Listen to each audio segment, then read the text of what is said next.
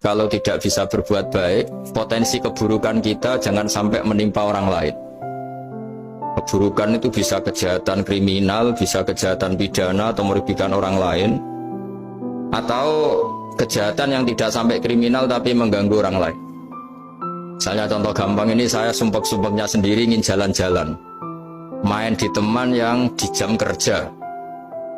Ini kan sumpek-sumpeknya saya sendiri ingin hiburan, terus wisata atau dolan ke teman yang sebetulnya saat itu dia mungkin ngaji atau kerja atau harus memenuhi kewajiban cari nafkah.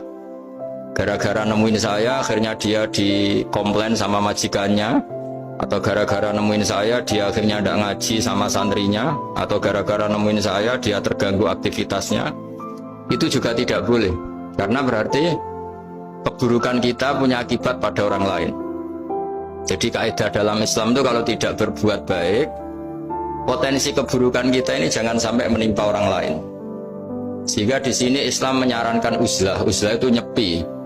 Jadi misalnya kita baru penat, baru bawaannya itu emosi, baru gak suka kumpul orang, itu ya sebaiknya jangan jalan-jalan. Karena di antara kebaikan Islam itu tabassum, senyum, atau talqatu wajhin, ceria.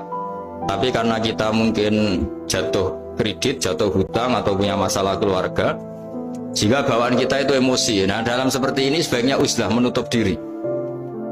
Sehingga kata Rasulullah SAW, dalam zaman akhir di antara kebaikan itu kamu meninggalkan manusia, aktivitasnya, kemudian watada'un nas min syarrik, kamu meninggalkan manusia supaya nggak kena keburukan kamu. Jadi ada momen, ada saat di mana kita mungkin kalau ketemu orang itu bawaannya ingin sengak, ingin ngomong yang nggak enak, atau kita baru penat, itu sebaiknya uzlah saja, mengurung diri di kamar atau isolasi sendiri, karena bawaannya baru emosi.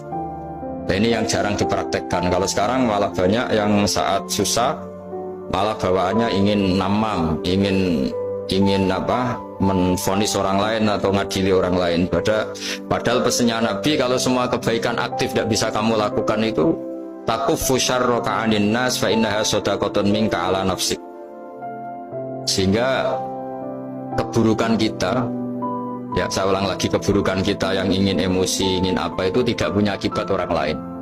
Di sini kearifannya Rasulullah SAW, beliau masyhur ngendikan, layak dilqodi wa ghadban. Jangan sampai seorang hakim bikin keputusan ketika emosi, karena bawaannya orang emosi itu pasti nggak terkontrol intelektualnya, nggak terkontrol nuraninya, nggak terkontrol semua sifat baiknya. Itu kalau punya keputusan bahaya sekali.